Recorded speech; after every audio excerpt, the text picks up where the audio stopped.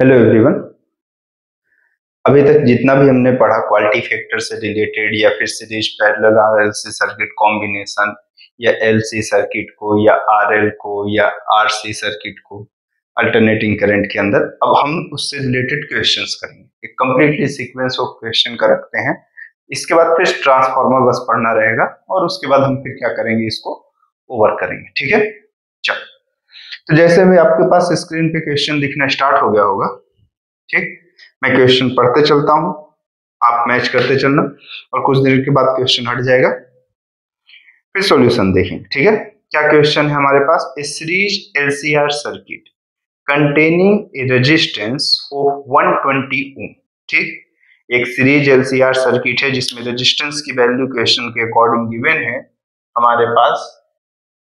क्या क्वेश्चन में गिवन है कि रेजिस्टेंस की वैल्यू जो है हमारे पास कितना ओम है? 120 ओम है। ठीक है, जो एंगुलर फ्रीक्वेंसी कितनी है मेरे पास? ओमेगा की जो वैल्यू गिवन है वो हमारे पास है 4 × 10⁵ रेडियन पर सेकेंड, यही वैल्यू गिवन है। ठीक, उसके बाद बोल रहा है at resonance the voltage across, कौन सी कंडीशन है? रेजोनेंस है, मतलब एक्सएल की वैल्यू एक्ससी के इक्वल है। क्वेश्चन इनडायरेक्टली कह रहा है it resonance the voltage across resistance and inductance are 60 volt and 40 volt. मतलब मेरे पास रेजोनेंस की कंडीशन मतलब एक्सएल की वैल्यू एक्ससी के इक्वल। ठीक, और साथ में क्या बोल रहा है कि वोल्टेज अक्रॉस रेजिस्टेंस मतलब वी आर की जो वैल्यू गिवन है वो आपके पास 60 वोल्ट गिवन है और वी किसकी वैल्यू गिवन है हमारे पास यहाँ पर वी एल की जो वैल्यू गिवन है वो 40 वोल्ट है रिस्पेक्टिव। इतनी चीजें हमारे पास क्वेश्चन पे मेंशन। ठीक है, हमें यहाँ तक कोई भी तकलीफ नहीं है। फिर उसके बाद बोल रहा है find the value of L and C. L और सी की वैल्यू हमें फाइंड करनी है। ये एक सिंपल सा फॉर्मेट पूछ लिया। ठीक है, यहाँ तक तो किसी को भी कोई दिक्कत भी नहीं है कि एल और सी की वैल्यू फाइंड करने में कितनी तकलीफ जाएगी।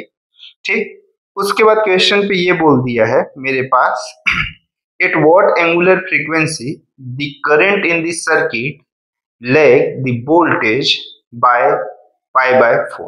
मतलब वो ये बोल रहा है कि किस एंगुलर फ्रीक्वेंसी में करंट जो है सर्किट में वो लैग करे वोल्टेज से, वो भी कितने डिग्री से मेरे पास? π/4 से। करंट क्या कर रहा है मेरे पास? I क्या करेगा? लैग करना चाहिए और फाई की वैल्यू कितनी होनी चाहिए? π/4। अब आपको मालूम है कि अगर सीरीज कॉम्बिनेशन में करंट लैग कर गया, क्या कर गया? करंट लैग कर गया, मतलब कैसा बिहेवियर होना चाहिए? इंडक्टिव होना चाहिए। कैसा होना चाहिए? इंडक्टिव होना चाहिए, क्योंकि मेरे पास वोल्टेज लीड करेगा। तो क्वेश्चंस पे ऐसा पूछ रहा है कि मेरे पास पहले वैल्यू किसकी बतानी है? एल की वैल्यू बतानी है और एक किसकी वैल्यू बतानी है? सी की वैल्यू बतानी है। ये दो की वैल्यू बताना है। ठीक, और मेरे पास ये पूछ रहा है कि किस फ्रीक्वेंसी में, वो फ्रीक्वेंसी बताना है एंगुलर फ्रीक्वेंसी या फिर एंगुलर फ्रीक्वेंसी बताना है जिसपे मेरे पास फेज डिफरेंस कितना आ जाए? π/4। ठीक, अब इतना देख के, ये सब चीजें देख के मुझे कितनी चीजें समझ में आना स्टार्ट हो। अगर आप इसको अच्छे से देखो तो आपको ऐसा क्या क्या चीज क्लियर हो रहा है जिसमें से आपको इसमें कुछ आइडिया हो जाए। देखो, अब देखो, अगर मैं यहां से देखूं तो मुझे एल और सी की वैल्यू पूछा। अब अगर मैं जैसे इसके सॉल्यूशन को स्टार्ट किया तो देखो, मेरे पास सबसे पहले बात क्वेश्चन में ये मालूम है कि एक्सएल माइनस एक्ससी कितनी हो जाएगी? 0 हो जाएगी। कौन सी कंडीशन में? एट रेजोनेंस पे।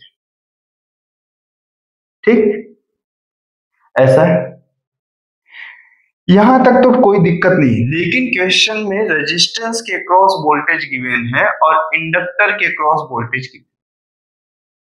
अब अगर इंडक्टर के क्रॉस वोल्टेज गिवन है तो आप ये समझो, मैं अब देखो, जब ऐसे क्वेश्चंस आए तो हम हमेशा क्वेश्चंस का सॉल्यूशन कहां से स्टार्ट करते हैं? जो क्वेश्चन में डाटा गिवन है वहीं से स्टार्ट करना।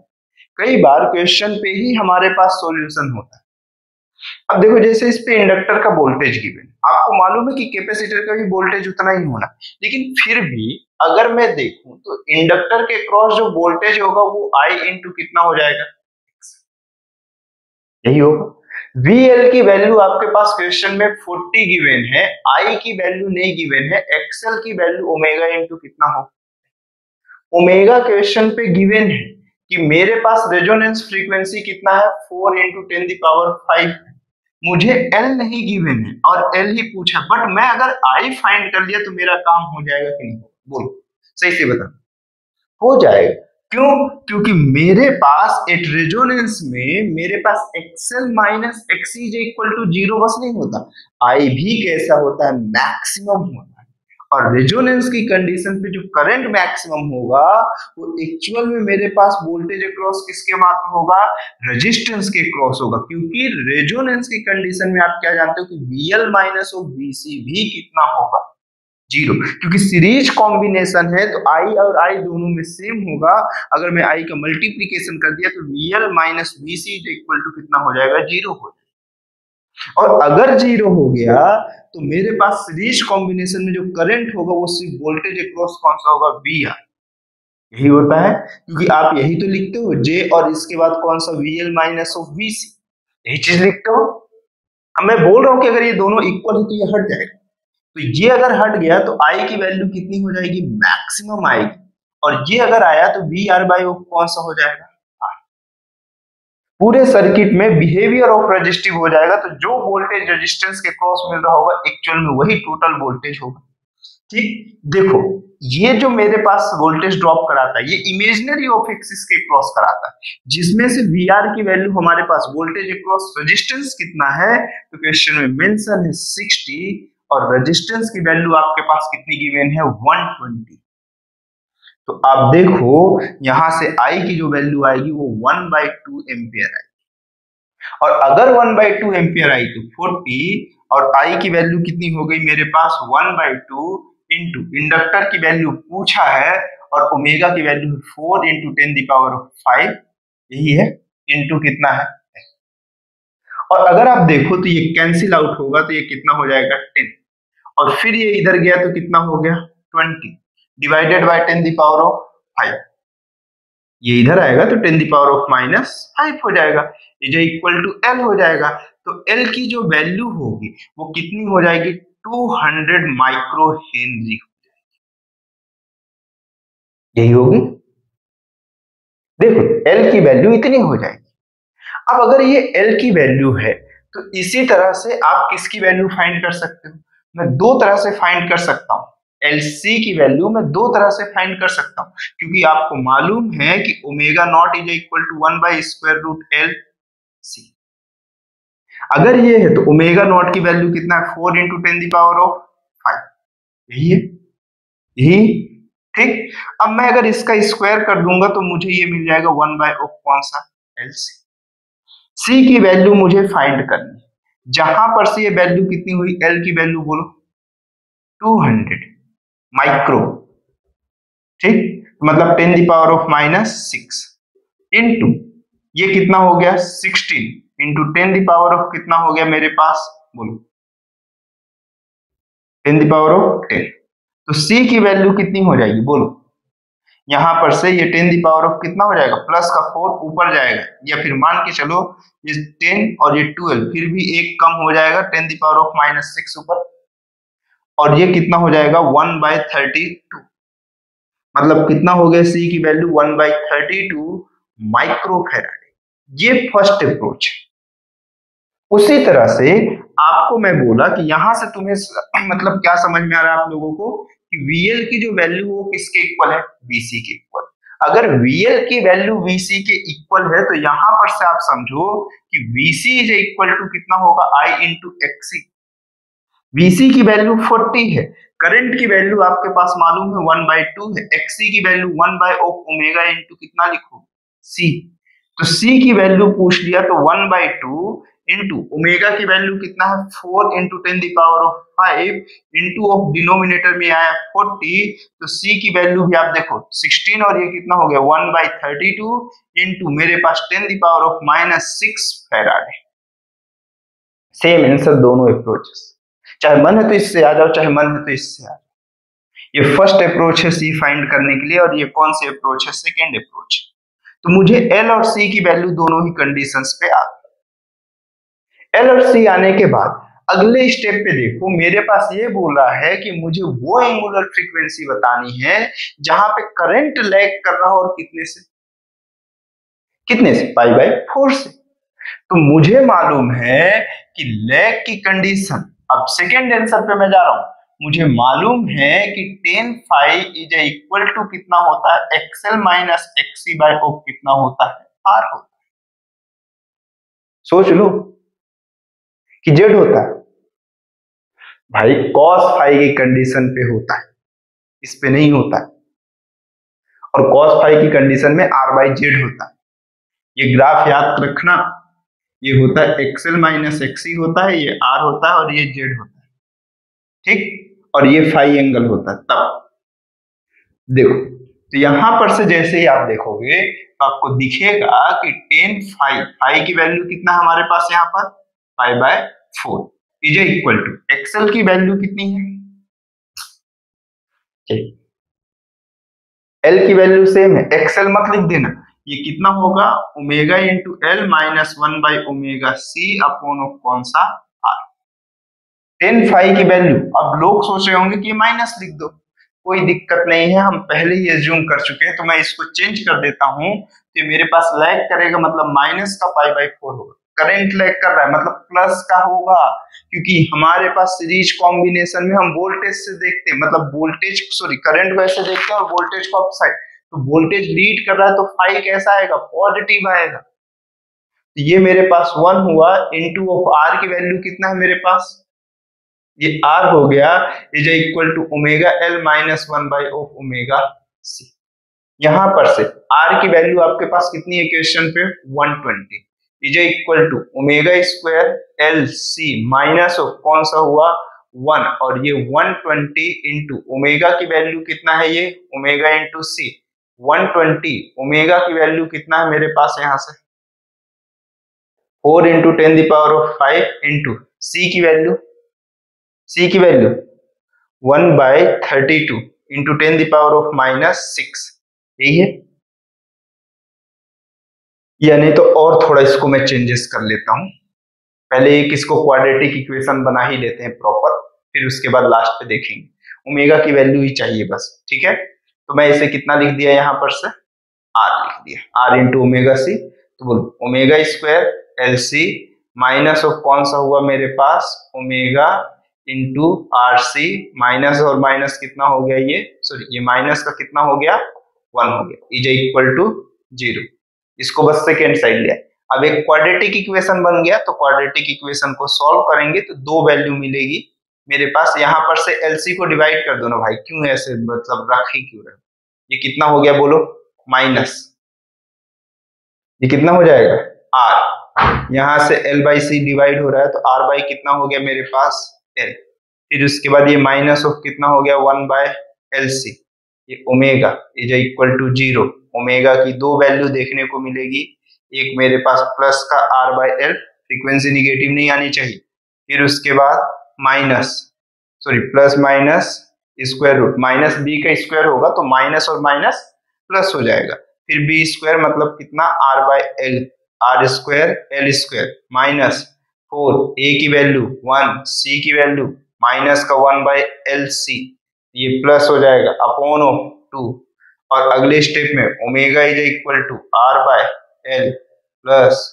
Minus R square by L square plus of 4 by L C, और अपॉन में कितना हो जाएगा 2, तो 1 बाय 2, बस यहाँ पर से वैल्यू पुट करो और सिंप्लीफाई करो। अब मैं नहीं सिंप्लीफाई कर रहा हूँ, मैं फाइनल आंसर डायरेक्टली बता देता हूँ, मेरे पास सॉल्यूशन लिखा हुआ है, आप जब सॉल्व करोगे तो आपको मिल जाएगा। तो डायरेक्टली मैं बता दूं तो ओमेगा की वैल्यू आपके पास कितनी आनी चाहिए, दो वैल्यू आ रही होगी, एक प्लस की आ रही होगी, एक माइनस की आ रही है, क्या देख लो, माइनस वाली नहीं लेना, जहां पे ये माइनस रखोगे तो देख लो, मैं याद करो रेजोनेंस की कंडीशन पे बताया था कि निगेटिव फ्रीक्वेंसी पॉसिबल नहीं है, अगर नहीं है तो मैं यहां पर अगले में लिखूं तो एक ये आएगा और दूसरा ये ओमेगा 1 आएगा, ये ओमेगा 2 आएगा, R by 2l minus 1/2 square root R square by L square plus 4/LC। नीचे वाला जो डिनोमिनेटर का टर्म ये कैसा है, निगेटिव है। कैसे, देखो R square by L square, अगर इसको मेरे पास अंदर टर्म ऐड हो रहा है, जब ये बाहर निकलेगा ये टर्म अगर ये जीरो भी हो जाता तो आर स्क्वायर बाय कितना हो रहा होता, आर बाय ऑफ 2l होता, जो कि इससे सब्सट्रैक्ट हो रहा होता जीरो। बट ये अंदर के टर्म में एक्स्ट्रा टर्म ऐड होके बाहर निकलेगा तो ये इससे कैसा होगा, ग्रेटर। और जैसे ही ग्रेटर देन होगा तो ये निगेटिव होगा, ये वैल्यू आपके पास पॉसिबल नहीं है। तो आपके पास सिर्फ एक फ्रीक्वेंसी लिखना है जिसकी वैल्यू कितनी है मेरे पास, r/2l minus sorry plus 1/2 square root of कितना हुआ मेरे पास, R square by L square plus 4/LC। ये हुआ ठीक। और यहाँ पर मैं जबरदस्ती इसकी वीडियो को लेंथ नहीं बढ़ाते हुए, कैलकुलेशन को मैं बहुत ज्यादा प्रायोरिटी नहीं दे रहा हूँ, तो फिर भी यहाँ पर जो एंगुलर फ्रीक्वेंसी आएगी 8 × 10⁻⁴ कितना हुआ मेरे पास, 5 रेडियन पर सेकेंड। मैं डायरेक्टली आंसर लिख रहा हूँ, कैलकुलेटेड है मेरे पास। आपके पास ऐसा कैलकुलेटेड नहीं रहेगा, आपको प्रैक्टिस करना पड़ेगा, ठीक है। चलो देख लो एक बार पूरा कंप्लीटली।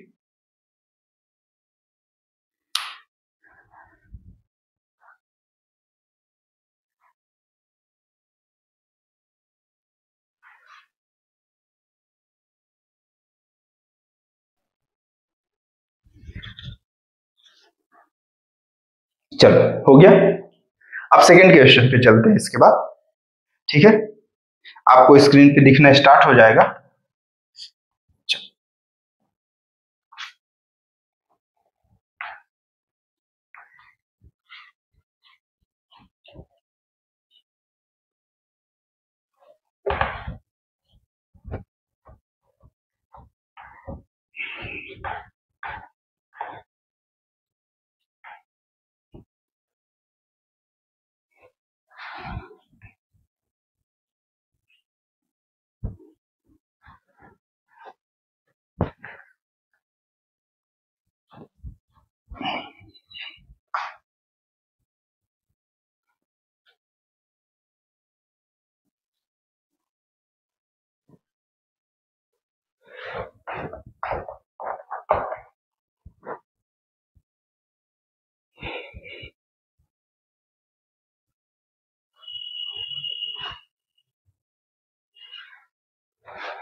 चलो सेकंड क्वेश्चन दिखना स्टार्ट हुआ क्या?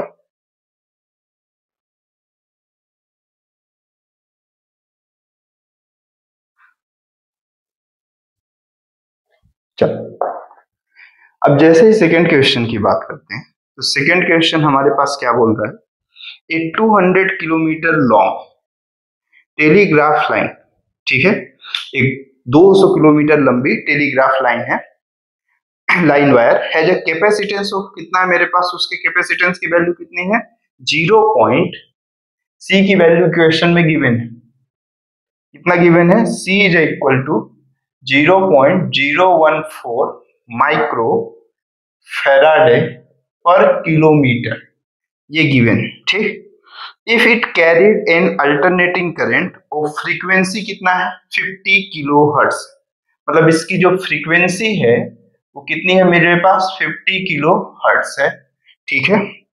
What should be the value of an inductance required to connected in series so that impedance is minimum. वो ये बोल रहा है कि सीरीज में कितनी ऑफ फ्रीक्वेंसी, सॉरी क्या बोल रहा है, what should be the value of inductance, inductance की वैल्यू मेरे पास कितनी होनी चाहिए कि इंपीडेंस की वैल्यू कितनी मिल जाए, मिनिमम हो जाए।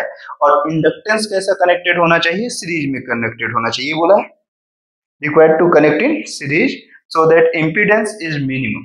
तो मतलब ऐसा कौन सा इंडक्टेंस हो, कितना वैल्यू का इंडक्टर में लगाऊं सीरीज में कैपेसिटर के साथ कि मुझे जो इंपीडेंस की वैल्यू सबसे कैसी मिलनी चाहिए, मिनिमम। इंपीडेंस मिनिमम मतलब जेड मिनिमम मिले, मतलब मेरे पास क्या होना चाहिए, रेजोनेंस की कंडीशन पे इंपीडेंस सबसे मिनिमम मिलता है जहां पे मेरे पास ओमेगा की वैल्यू ऑफ मेरे पास कितनी हो जाती है, 1/√LC। तो ओमेगा गिवन है आपके पास, ओमेगा गिवन है ना। अगर अच्छे से देखो तो मेरे पास जेड मिनिमम कब मिलता है? एट रेजोनेंस की कंडीशन, एट रेजोनेंस और रेजोनेंस की कंडीशन पे मिलता है, जहां पे ओमेगा की वैल्यू कितनी होती है? 1/√LC होता है, जहां पे मैं omega square is equal to कितना लिख सकता हूँ? 1/LC लिख सकता हूँ। सी की वैल्यू क्वेश्चन पे गिवन है, तो सी की वैल्यू गिवन है, तो एल की वैल्यू मुझे फाइंड करना है, तो 1 बाय कितना हो गया मेरे पास? ओमेगा स्क्वायर इंटू सी। अब समस्या ये है कि ओमेगा डायरेक्टली नहीं गिवन है, तो मुझे ये मालूम है कि 2 पाई एफ की जो वैल्यू होगी वही ओमेगा होगा। तो ओमेगा की जो वैल्यू देखने को मिलेगी 2 पाई एफ की वैल्यू कितना है? 50 इंटू 10 कितना हो जाएगा? यही होगा। तो फिर आप इसको देख सकते हो कि ओमेगा इज इक्वल टू 3, एक 4 हुआ और ये दोनों मल्टीप्लाई होगा, तो पाई इंटू कितना हो जाएगा? 10⁵ रेडियन पर सेकेंड। और C की वैल्यू जो देखने को मिलेगी वो 0.014 माइक्रोफेराडे पर किलोमीटर। ये पर किलोमीटर का कैपेसिटेंस है। अब मुझे कैसा चाहिए? यहाँ पे पर किलोमीटर का इंडक्टेंस नहीं चाहिए, सिर्फ इंडक्टर बोला, तो मुझे जो C की वैल्यू इसको पर किलोमीटर से सिर्फ और सिर्फ 1 मीटर के लिए, पर ऑफ मीटर के लिए डिफाइन करना पड़ेगा। तो देखो ये पर किलोमीटर के लिए है, तो 200 किलोमीटर तक है, तो मैं इसको 200 से मल्टीप्लाई कर दूंगा, तो मेरे पास एक किलोमीटर इंटू किलोमीटर हो जाएगा। 200 किलोमीटर की यूनिट किलोमीटर है, और इसकी कैपेसिटेंस की वैल्यू माइक्रोफैराडे पर किलोमीटर, किलोमीटर से किलोमीटर समतुला, खत्म, कैंसिल। ठीक, तो उसके बाद ये कितना हो जाएगा मेरे पास? देखो 2 जीरो है, इसे कितना लिखोगे? 0.014 से रिप्लेस कर लो, 2 जीरो हट जाएगा तो 0.14 हो जाएगा, तो ये मेरे पास कितना हो जाएगा? 0.14 मतलब 0.28 हो जाएगा। यही होगा ना? 10⁻³ 14 इंटू 10⁻³ और इधर हो जाएगा, देखो इसको जब सिंप्लीफाई करोगे 10⁻³ और 2 कैंसिल, 10⁻⁻1 तो 14 इंटू 2 मतलब मेरे पास कितना हो जाएगा? 10⁻⁻1 मतलब आप लिखोगे 2.8 माइक्रोफेराडे। कौन सा फेराडे? माइक्रोफेराडे। देख लो, ठीक, तो बस वैल्यू उठाओ, पुट करना स्टार्ट करो, बोलो ओमेगा का स्क्वायर मतलब कितना हुआ? पाई इंटू 10⁵ का स्क्वायर इंटू सी की वैल्यू कितना है मेरे पास?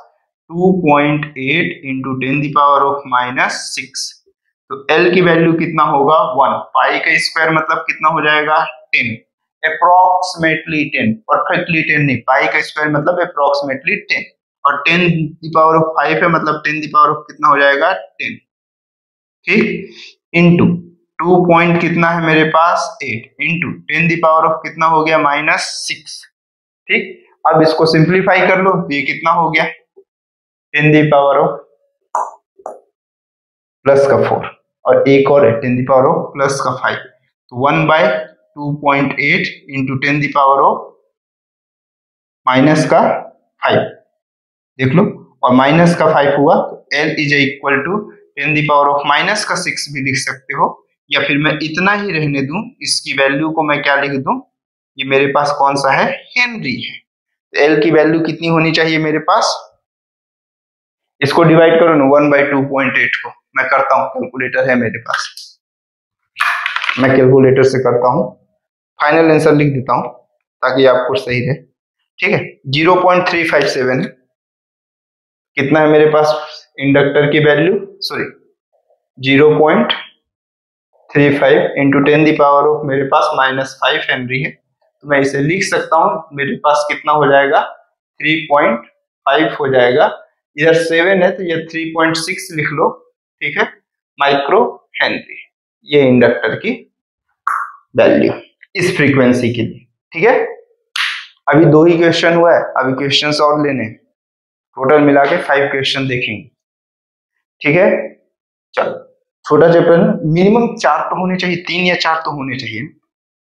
बहुत बड़ा वीडियो हो गया, बहुत बड़ा नहीं हुआ, आप पहले देख लो इसको, फिर मैं इसकी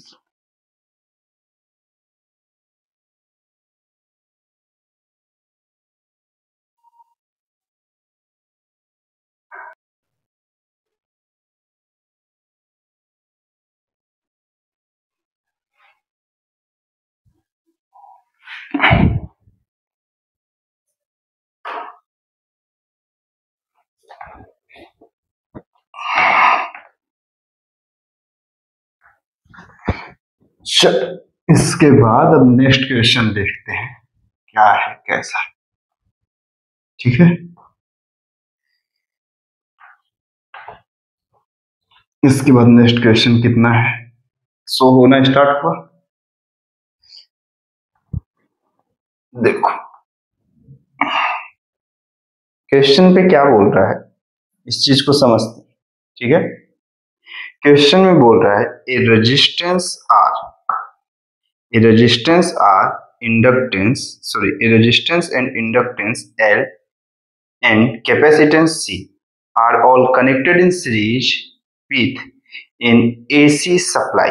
ठीक, the resistance is of 16 ohm। तो मेरे पास रेजिस्टेंस की जो वैल्यू गिवन है वो मैं लिखते चलता हूँ। तो फर्स्ट ऑफ मेरे पास जो क्वेश्चन पे गिवन है कि रेजिस्टेंस की वैल्यू कितना है 16 ओम। ठीक है, and for a given frequency the inductive reactance, मतलब किसी भी जो फ्रीक्वेंसी गिवन है उस पे एक्सएल की जो वैल्यू है वो कितना है मेरे पास 24 ओम है, और कैपेसिटिव रिएक्टेंस की जो वैल्यू गिवन है वो कितना है मेरे पास 12 ओम। ठीक, if the current in this circuit is मेरे पास कितना है 5 एम्पियर। ठीक है, उसके बाद बोल रहा है calculate the potential difference across R L C. तीनों के अक्रॉस मुझे क्या फाइंड करना है, आर एल सी की वैल्यू फाइंड करना है। तो सीरीज कॉम्बिनेशन ऑफ आर है, एल है, और कौन सा है मेरे पास सी। ठीक, इस तरह से क्वेश्चन पे मेंशन करके बैठा हुआ। ठीक, यहां तक भी हमें कोई दिक्कत नहीं। तो पहला क्वेश्चन है पोटेंशियल डिफरेंस फाइंड करना है। फर्स्ट क्वेश्चन पे बोल रहा है कि वी आर, वी एल और वी सी फाइंड करना है।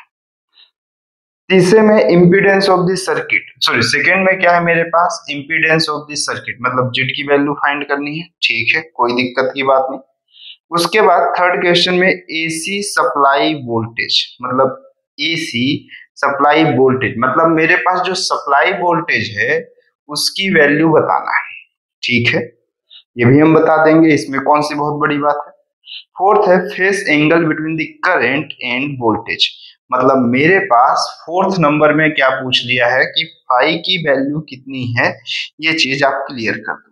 ठीक है, तो टोटल मिला के 4 क्वेश्चन है इस क्वेश्चन पे। तो देखते हैं क्या क्या हमें फाइंड करना और कैसा करना। एक बार आप ट्राई करो, फिर मैं आगे तो बढ़ूंगा ही। देखो क्वेश्चन पे ये बोल रहा है कि मुझे एक सर्किट है जिसमें आर एल और सी सीरीज कॉम्बिनेशन है, जिसकी रेजिस्टेंस की वैल्यू 16 ओम, इंडक्टिव रिएक्टेंस की वैल्यू 24 और कैपेसिटिव रिएक्टेंस की वैल्यू 2 ओम, सॉरी 12 ओम है, और करंट की वैल्यू इस सर्किट में कितना फ्लो कर रहा है मेरे पास, आई की वैल्यू 5 एम्पियर फ्लो कर रहा है। क्वेश्चन में बोल रहा है कि वी आर, वी एल और वी सी की वैल्यू हमें बताना है। तो जैसे ही मैं इसके सॉल्यूशन को देखा, जैसे ही मैं इसके सॉल्यूशंस को देखना स्टार्ट करूंगा, तो मुझे ये पूछ लिया कि वी आर, वी एल और वी सी सीरीज कॉम्बिनेशन में करंट सभी में कैसा होगा, सेम होगा। तो वोल्टेज अक्रॉस जो रेजिस्टेंस मिलेगा वो आई इंटू कितना हो जाएगा, आर। जहां पे करंट की जो वैल्यू है क्वेश्चंस के अकॉर्डिंग वो कितना है 5 है, और रेजिस्टेंस की जो वैल्यू है यहाँ पे वो कितना मेरे पास 16 है, मतलब ये कितना हो गया 80 ओम हो गया। सिमिलर ऑफ स्टेप पे अगर मैं चलूं तो VL की जो वैल्यू होगी वो कितनी हो जाएगी, VL की वैल्यू बोलो I इंटू कितना हो जाएगा XL।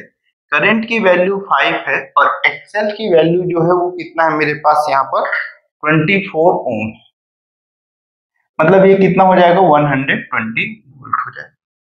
ठीक होगा ना, इतने 5 4 जो 20 0 2 10। ठीक, फिर उसके बाद VC की वैल्यू कितनी हो जाएगी, I इंटू कितना XC। I की वैल्यू फिर से मेरे पास 5 है, और XC की वैल्यू कैपेसिटिव रिएक्टेंस की जो वैल्यू वो कितना है मेरे पास 12 है, मतलब कितना हो गया मेरे पास 60 वोल्ट। तो पहले का तो आंसर आ गया। दूसरा क्या बोल रहा है, इम्पीडेंस फाइंड करना है। तो इम्पीडेंस की वैल्यू फाइंड करना है, मतलब Z इज इक्वल टू कितना हो जाएगा मेरे पास square root R square plus of XL minus क्या होता है मेरे पास XC का स्क्वायर, यही होता है। जहां पर से R की वैल्यू कितना है मेरे पास 16 का स्क्वायर प्लस एक्सएल की वैल्यू कितना है 24 माइनस ऑफ एक्सी की वैल्यू 12 का होल स्क्वायर, मतलब ये मेरे पास स्क्वायर रूट 16 का होल स्क्वायर कितना होता है 256 प्लस 144। जब इसे आप सॉल्व करोगे तो 5 और 4 कितना हो जाएगा, ये देखो 6 और 4 0 10 होगा 1, और ये 5 और 4 9 और 1 फिर 0 2 और 1 एंड कौन सा हो गया 3, स्क्वायर रूट 300। तो सही आंसर है कि मेरा गड़बड़ है, मैं पहले चेक करते चलता हूँ। 300 होगा, अरे यार सॉरी 400, कितना हो गया मेरे पास 20। ठीक है, फिर उसके बाद थर्ड नंबर पे क्या है, टोटल वोल्टेज बोला।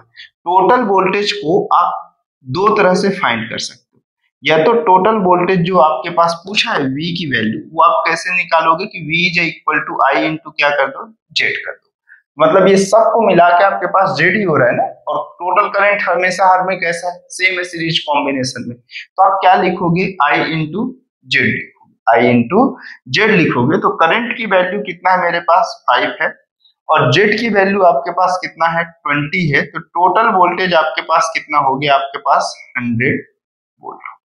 ये तो एक मेथड, ठीक है, ये इसकी फर्स्ट मेथड है।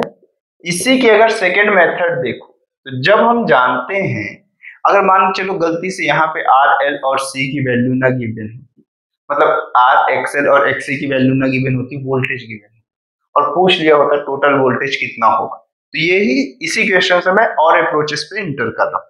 तो देखो जब भी ऐसी कंडीशंस आपसे पूछेगा तो आप ये समझो कि जो टोटल वोल्टेज होता है वो एक्चुअल में वोल्टेज अक्रॉस आर, और मेरे पास एक्सएल और एक्सी दोनों एक दूसरे के अपोजिट होते हैं, ऐसा आपको याद होगा। अगर वी आर इधर देखने को मिलता है वी एल और इधर मिलता है वी सी, इसको हम इमेजिनरी एक्सिस कहते हैं, जहां पे J is equal to V L minus of कौन सा हो जाएगा वी सी। अगर एजम्पशंस करो तो वी आर की वैल्यू कितना है मेरे पास, एजम्पशंस क्या हम कैलकुलेट करके बैठे 80 प्लस जे, वीएल की वैल्यू कितना है 120 और वीसी की वैल्यू कितना है मेरे पास 60, जहां पर से 80 प्लस ऑफ जे और ये 120 माइनस ऑफ 60 कितना हो जाएगा, ये मेरे पास यहां से 60 हो जाएगा। ठीक, तो ये मेरे पास V की वैल्यू है 80 इंटू 80 प्लस ऑफ कितना है मेरे पास 60, 80 plus J 60, J in the sense iota of है। तो अगर मैं इसका मैग्नीट्यूड फाइंड कर दिया तो मेरे पास ये कितना हो जाएगा, ये कंप्लीटली इसके मैग्नीट्यूड को डिपेंड कर देगा। 80 और कितना 60, 80 प्लस 60, जहां पे V की वैल्यू मेरे पास कितनी आएगी ये बताओ, ये कितनी आएगी 80 प्लस ऑफ 60, मेरे पास 80 का होल स्क्वायर सॉरी और प्लस 60 का होल स्क्वायर, मतलब आप इसको कितना लिखोगे 6400 प्लस 3600, मतलब आप इसे कितना लिखोगे 10,000 लिखोगे क्या ऐसा, ये तो आपके पास ये कितना आ जाएगा 100 वोल्ट। दोनों मेथड से आंसर सेम, लेकिन इस मेथड को बताने के पीछे एक रीजन है। आप ये जानते हो कि VL है तो मेरे पास यहाँ पर जो रिजल्टेंट आएगा VL माइनस ऑफ VC आएगा, क्योंकि मुझे एक्सेल ज्यादा दिख रहा है। तो आप जो रिजल्टेंट देख रहे होते हो वो यहीं से आप उठा के क्या देख लेते हो फाई देख, तो मुझे अब कुछ नहीं करना है, अब फेज डिफरेंस जो फाइंड करना है, अब फेज डिफरेंस जो फाइंड करना है मुझे डायरेक्टली इसके इमेजिनरी पार्ट को रियल पार्ट से डिवाइड कर देना है, और आंसर आ जाएगा मेरे पास कितना 3/4, और 3/4 की जो वैल्यू 3 परपेंडिकुलर है और 4 कैसा है मेरे पास बेस है, तो एक्चुअल में किसकी वैल्यू आ जाएगी बोलो 10 फाई की जो वैल्यू होगी ये कितनी हो जाएगी 37। तो फाई की जो वैल्यू है वो 37 है, और मेरे पास XL greater than of XC है, तो मेरे पास फाई पॉजिटिव है, मतलब करंट क्या करेगा, अगर ये सिंबल प्लस का है तो मतलब मेरे पास करंट क्या कर रहा होगा लीड कर, सॉरी वोल्टेज क्या कर रहा है लीड कर रहा है, तो V क्या कर रहा होगा लीड कर रहा होगा। डायरेक्टली इसी अप्रोच से हम फोर्थ नंबर को फाइंड कर सकते हैं। लेकिन अगर आप नहीं जानते हो, आप बोर्ड के स्टूडेंट हो, आप नहीं नीट में समझ पा रहे हो कॉम्प्लेक्स नंबर, तो आप ये भी लिख सकते हो फोर्थ नंबर में कि 10 phi is equal to XL minus XC upon of R लिखो तो एक्सएल की वैल्यू आपको दिखेगी 24, एक्सी की वैल्यू 12 और आर की वैल्यू कितना है मेरे पास 16, तब भी आंसर सेम आएगा। तो आप देखो 10 फाइव इज इक्वल टू 12/16, 3 4 जा और 4 4 जा। फिर आप देखो यहाँ पर से तो 5 की वैल्यू कितनी आ गई 37। दोनों ही कंडीशन से आंसर की वैल्यू कितनी आ रही है मेरे पास, सेम आ रही है 37। चाहे ये आप देखो, इसको सॉल्व करने के दो मेथड में बताया, इसको सॉल्व करने के दो मेथड, एक से एक आसान है तो दूसरा हार्ड है, दूसरा आसान है तो पहला हार्ड है। देखो एक बार आप इसको कंप्लीटली देखो।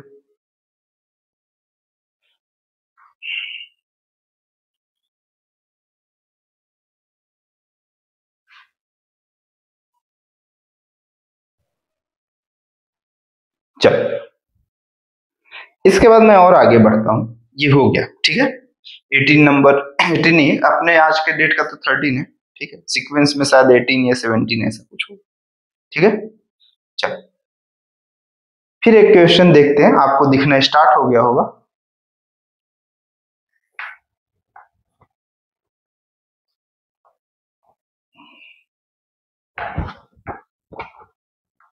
दिख रहा है? चलो इसको रफ करते तक में दिख ही जाएगा।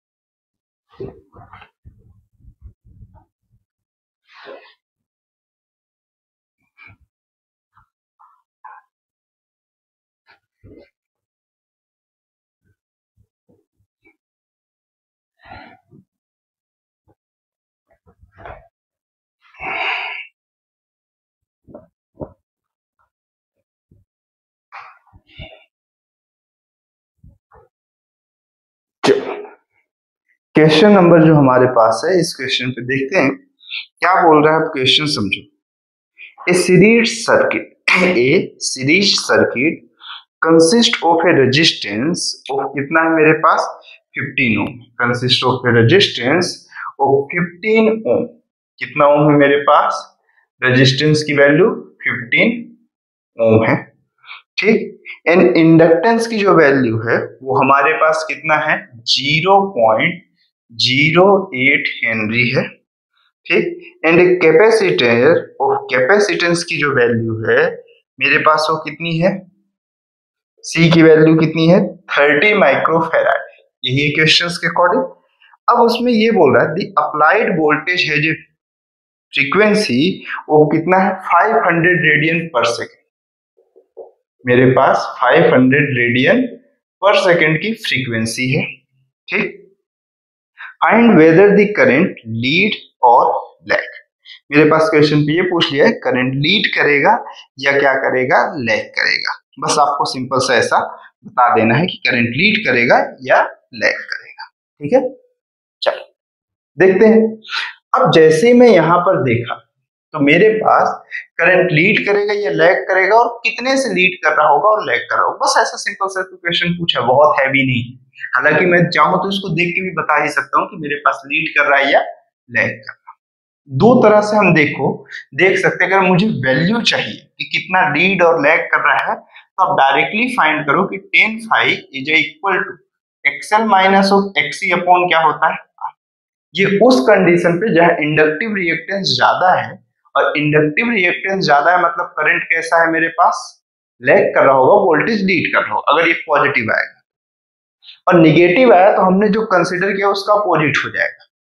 वोल्टेज क्या कर जाएगा, लैग कर जाएगा और करंट क्या कर जाएगा, लीड कर जाएगा। तो देखो स्टार्ट करते हैं हमारे पास यहाँ पर से 10 फाइव। बोलो एक्सएल की वैल्यू तो गिवन नहीं है बट हम लोग यहीं पर लिख सकते हैं ओमेगा इंटू एल, और एक्सी की वैल्यू 1/ओमेगा सी, और रेजिस्टेंस की वैल्यू कितना है आर के लिए आर। तो जहां पर से इसके सॉल्यूशन को बस मैं स्टार्ट कर रहा हूं, ओमेगा की वैल्यू कितना है ओमेगा इंटू एल, बोलो ओमेगा की वैल्यू 500 और एल की वैल्यू 0.08 माइनस ये 500 इंटू सी की वैल्यू कितना है मेरे पास 30 इंटू 10⁻⁻6 और डिनोमिनेटर में आर की वैल्यू कितना है 50। अगले स्टेप में 10 5 इज इक्वल टू, देखो 2 जीरो कैंसिल आउट हो जाएगा, ये 8 हो जाएगा, 5 इंटू 8 कितना हो जाएगा फिर से 40।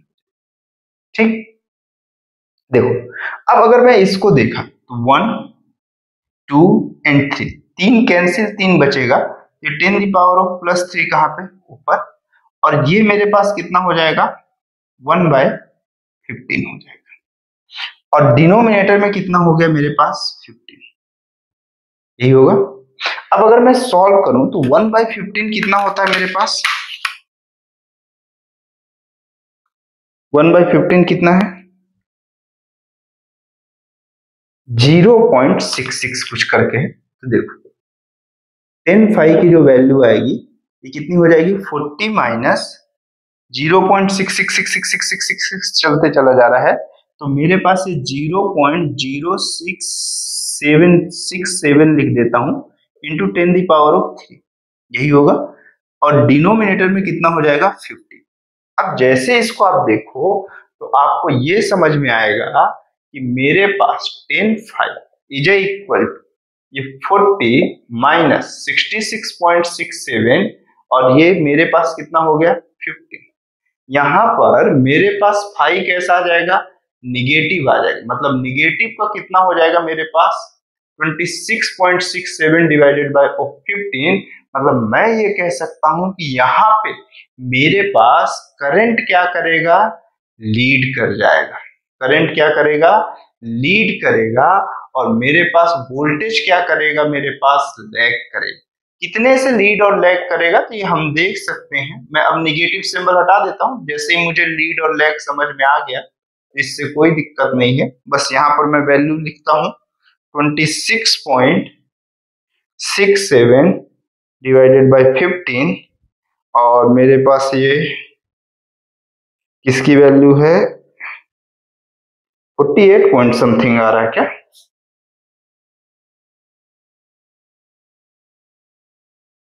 नहीं 48 तो नहीं आना चाहिए,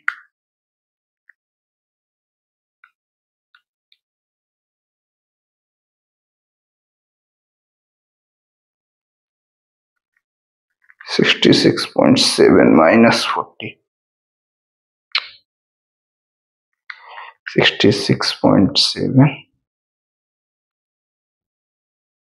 26.67 लिख लेता हूं, सही तो है, डिवाइडेड बाय रेजिस्टेंस की वैल्यू 15 है, 1.7 आ रहा है।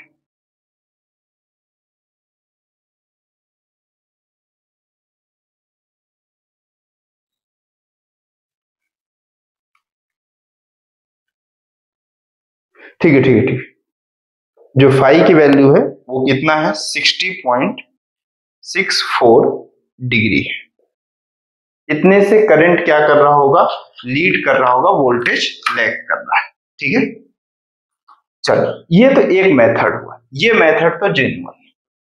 अब देखो हम लोग देख के अगर कभी क्वेश्चन एग्जाम में पूछा कि लीड कर रहा है या लैग कर रहा है तो ट्रिग्नोमेट्री की वैल्यूज पे हम फंसेंगे ही नहीं, हमें ये फाइंड करने के लिए बोल दिया कि मुझे वोल्टेज लीड कर रहा है, करंट लीड कर रहा है, क्या लीड कर रहा है, तो ये देखने के लिए सिर्फ एक तरीका है, XL is equal to omega into L लिख लो, तो ओमेगा की वैल्यू आपके पास क्वेश्चन में गिवन है कि 500 है और एल की वैल्यू 0.08 है, तो जैसे ही आप इसे देखोगे तो आपको 40 ओम दिख जाएगा और एक्सी इज इक्वल टू 1/ओमेगा c दिखेगा, और आपको यहां से दिख जाएगा कितना 1/15 इंटू 10 दी पावर ऑफ कितना 3, और जैसे ही आप इसको देखोगे तो आपको तुरंत समझ में आएगा कि XC is greater than of कितना है मेरे पास एक्सएल, और जब भी अगर सर्किट में XC is greater than of XL हुआ मतलब मेरे पास कैपेसिटिव बिहेवियर है, और कैपेसिटिव बिहेवियर है तो कैपेसिटर में करंट क्या करता है लीड करता है और वोल्टेज क्या करता है लैग। ठीक, तो बस वहीं पर हमारा इसका सॉल्यूशन खत्म हो जाता है। देखो अच्छे से, फिर नेक्स्ट क्वेश्चन पे चलते हैं।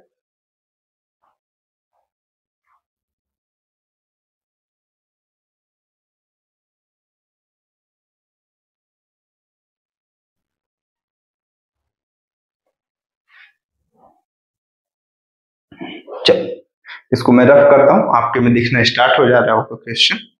ठीक है,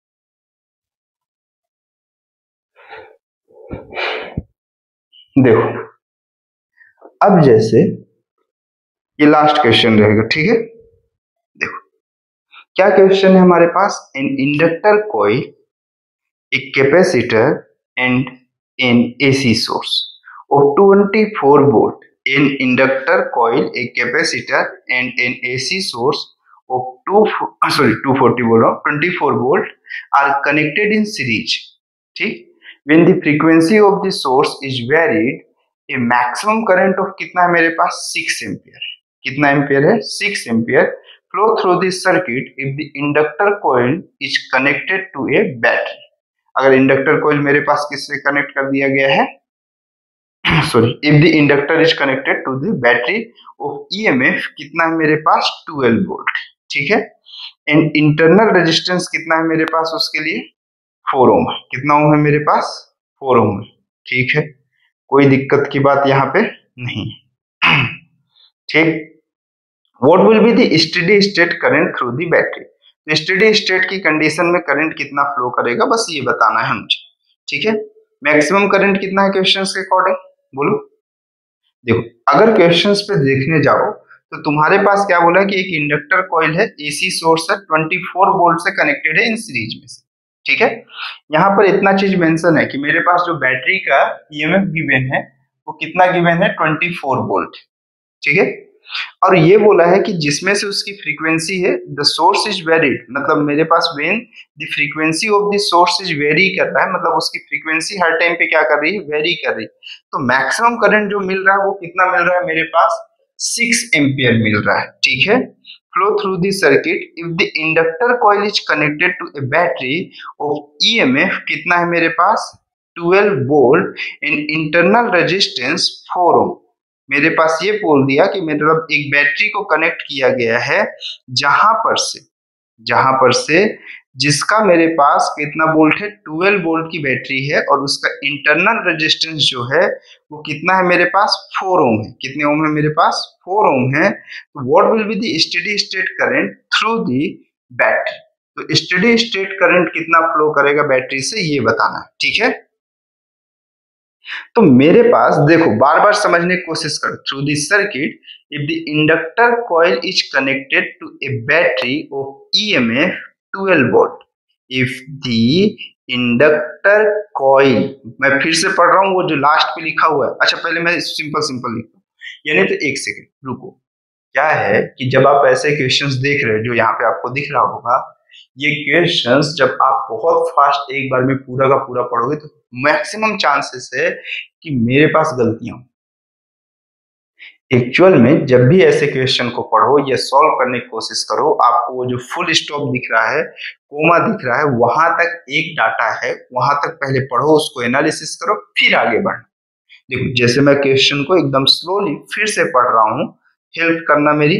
ठीक है, an inductor coil, a capacitor and AC source of 24 volt are connected in series।